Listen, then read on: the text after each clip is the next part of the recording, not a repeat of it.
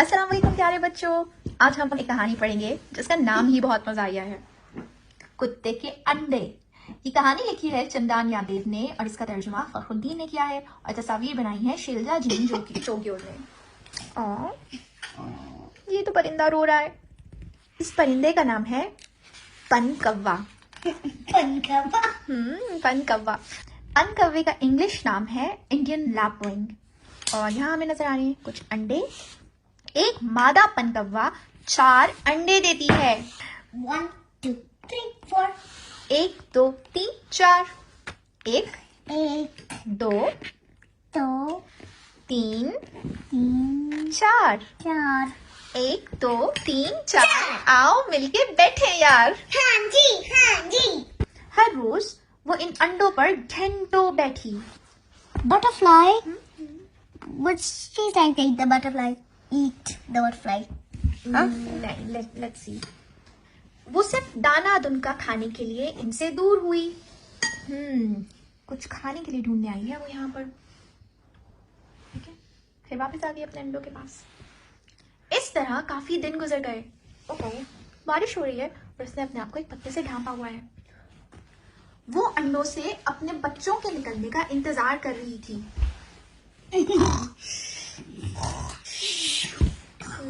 بیٹھی بیٹھی انڈوں پہ سو گئی ہے۔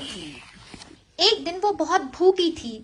اس نے انڈوں کو ڈھانپا اور دانے کی تلاش میں نکل گئی۔ یہ رہے انڈے، اس نے ان کو ڈھانپا تاکہ کوئی اور ان کو نہ دیکھ سکے۔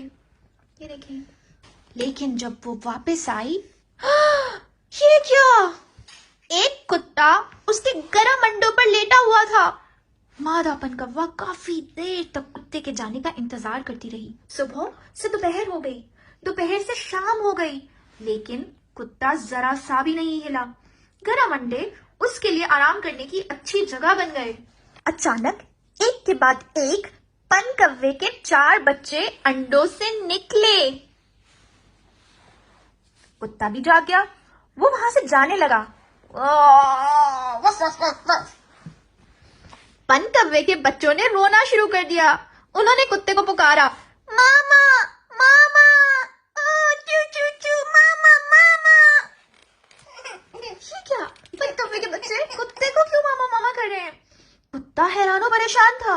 ماما ماما ماما ماما ماما، لیکن وہ اس کی ماں نہیں تھا، وہ تو صرف آرام دہ نیند کے مزے لے رہا تھا۔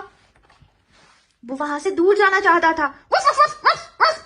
ماما ماما، کتا جتنا تیز بھاگ سکتا تھا بھاگا۔ بھاگتے بھاگتے پن کوے کے بچے جلدی تھک گئے۔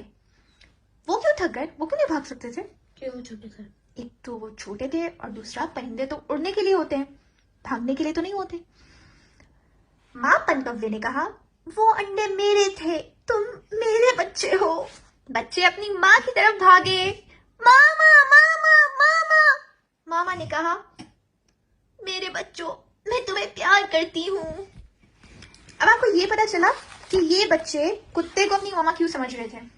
کیونکہ جو پہلی چیز دیکھتے ہیں ایگزیکٹلی، اس کو ہم امپرنٹنگ کہتے ہیں۔